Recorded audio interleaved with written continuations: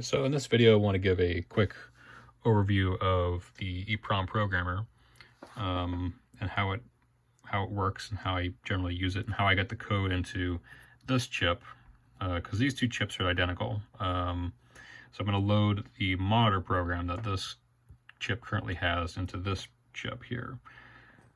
For this particular flash chip, you need to be able to work with 2 voltage levels in order to write data to it. When it's in read-only mode, when it's being used like a normal chip in a computer in this case, this is all 5 volts. There is no 12-volt rail that's required. But if you want to clear or write any data to this chip, you need to supply it with a 12-volt signal on certain pins at certain times. And the times and the pins vary on the type of flash chip that you have. So this has certain limits and certain requirements for timing in order to program and erase information. On here I have the timing diagram, so you can see here it requires a elevated voltage level on these 2 pins in order to clear the data from it. So in this case, what I'll do here is I'll demonstrate how I would normally go about programming this. So what I would normally do is I would assemble a program. I'd write it out in assembly and then assemble it. And once I have the binary file, I would use a Linux utility called XXD, which, if you use the I flag, gives you a C header file like this one with the entire contents of the ROM, or the entire contents of that binary. So this is actually the monitor program that the computer is running right now, but in its pure assembled form. And this plugs right into the code for the programmer itself. So what I would do is I would insert whatever ROM or memory I wanted to write into that chip into the header file, and then send it over to the Arduino. And from there, I would access the Arduino like a serial device. So I have it up here, and it has a similar interface to the computer where I can view memory addresses,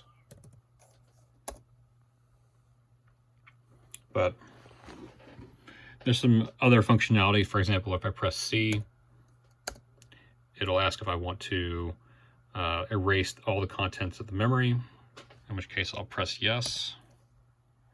I'm sorry, it needs a capital Y, so capital Y, and the memory is erased. So all the contents of that chip are now gone.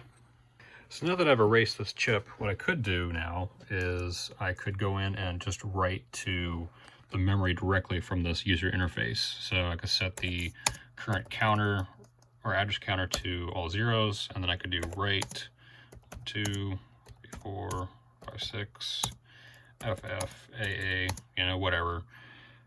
And it will write those values to the starting address and then go forward from there. So if I do view,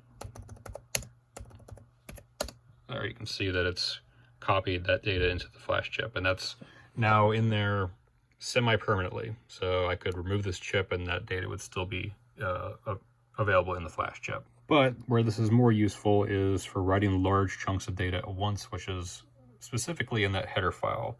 So if I change the address to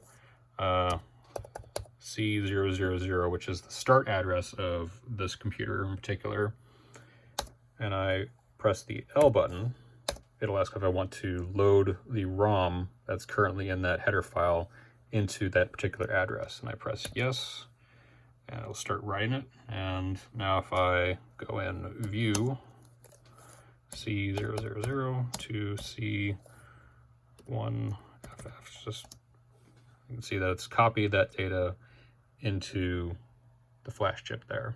And from there I could take this off the computer here, and I could turn off the 12-volt power supply, and I could take this chip out and then plug it into there, and this chip would run exactly the same as this chip is right now.